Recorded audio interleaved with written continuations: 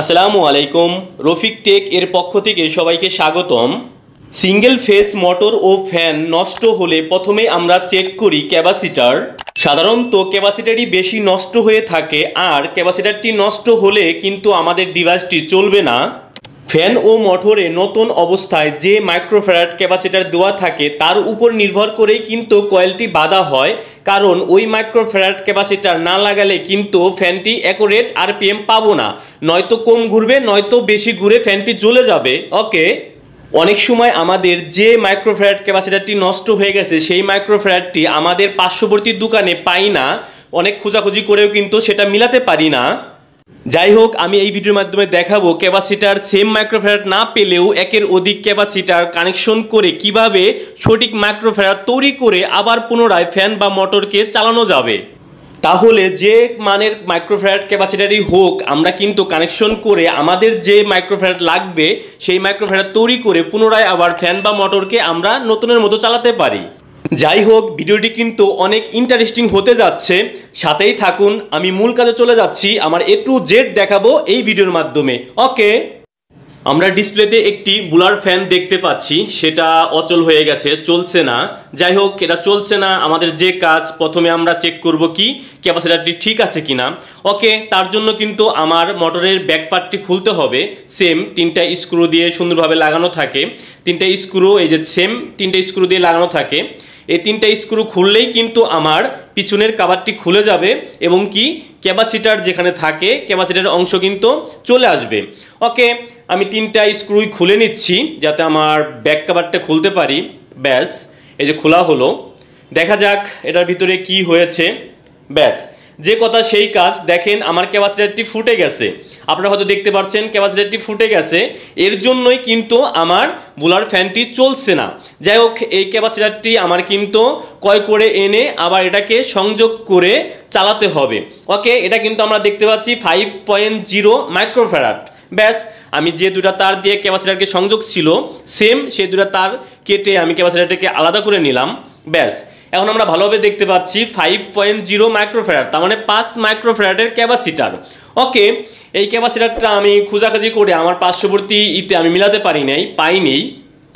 তার জন্য কি করেছি আমি, দেখেন 2.5 দুইটা ক্যাপাসিটর ক্রয় করেছি। এখানে কিন্তু আমাদের কানেকশনের ব্যাপার, এনে কিন্তু আমি 2.5, এটা আমার ছিল 5, তাহলে আমার আড়াই দুইটা ক্যাপাসিটর নিয়েছি।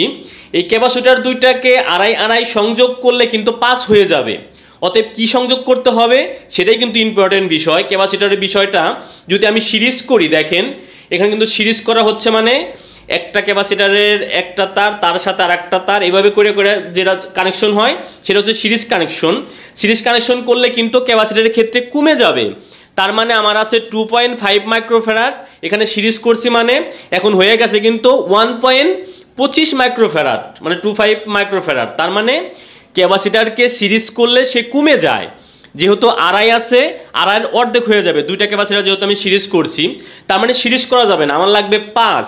তাই আমি কিন্তু আড়াই ক্রয় করেছি যাতে দুইটাকে কানেকশন করে আমি 5 তৈরি করতে পারি। তার জন্য আমার প্রয়োজন পড়বে কি, এটাকে প্যারালাল কানেকশন করতে হবে।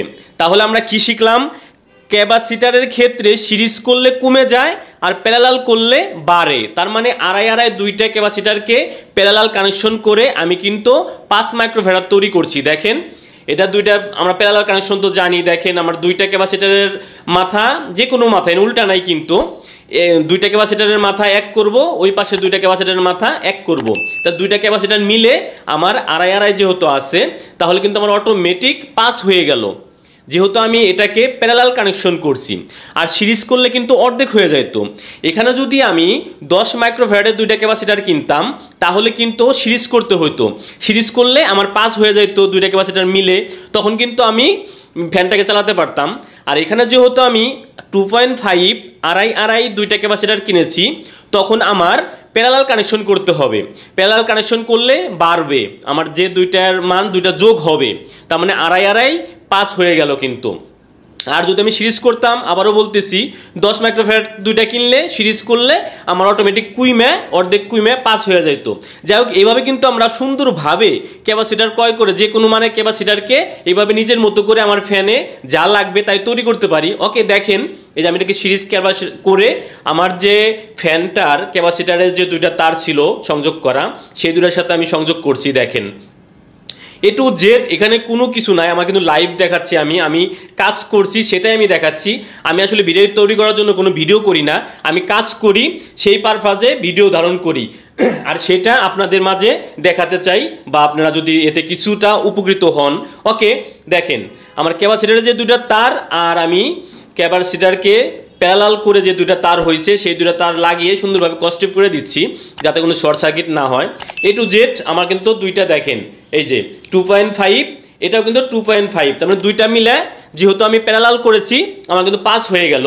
দেখেন আমি এটাকে এখন সুইচ দিব, সুইচ অন করবো, যে দেখেন আমার কিন্তু মোটরটি চলছে এবং কি আপনারা শব্দও শুনতে পাচ্ছেন এবং সেম আরপিএমে কিন্তু আমার মোটরটি ঘুরছে এবং কি বাতাস আমার যেভাবে আগের 5 মাইক্রোফ্যারাড ছিল সেম এটাও কিন্তু আমার 5 মাইক্রোফ্যারাডই হয়েছে, যেহেতু আমি নতুন দুইটা ক্যাপাসিটারকে সংযোগ করেছি। তাহলে আপনারা কিন্তু এইভাবে খুব সুন্দরভাবে যে কোনো মানের ক্যাপাসিটার যদি আমরা ক্রয় করে না পাই তাহলে এটার সাথে ম্যাচিং করে দুইটা ক্যাপাসিটার আনতে হবে। যদি আমার 2 মাইক্রোফ্যারাড ক্যাপাসিটার থাকতো তাহলে কিন্তু আমার 1 মাইক্রোফ্যারাড দুইটা আনলেই হইতো, যদি আমি 2 না পাই।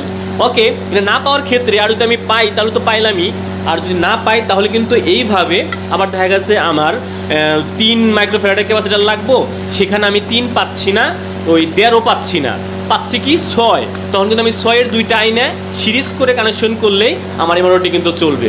আশা করি আপনারা সহজেই বুঝতে পারছেন এবং কি যদি এইভাবে ক্যাপাসিটার মিলাতে না পারেন তখন কিন্তু ডিভাইসটা কিন্তু আর ফেলে দেওয়া যাবে না। এইভাবে কিন্তু আপনারা একের অধিক ক্যাপাসিটার এনে সিরিজ প্যানেল কানেকশন করে আবার নতুন ফ্যানের মতো চালাতে পারবেন। ওকে, আমি আশা করব আমার এই ভিডিওটি দেখে আপনারা যদি একটু হলেও উপকৃত হয়ে থাকেন তাহলে অবশ্যই আমাকে সাপোর্ট করবেন। আল্লাহ হাফেজ।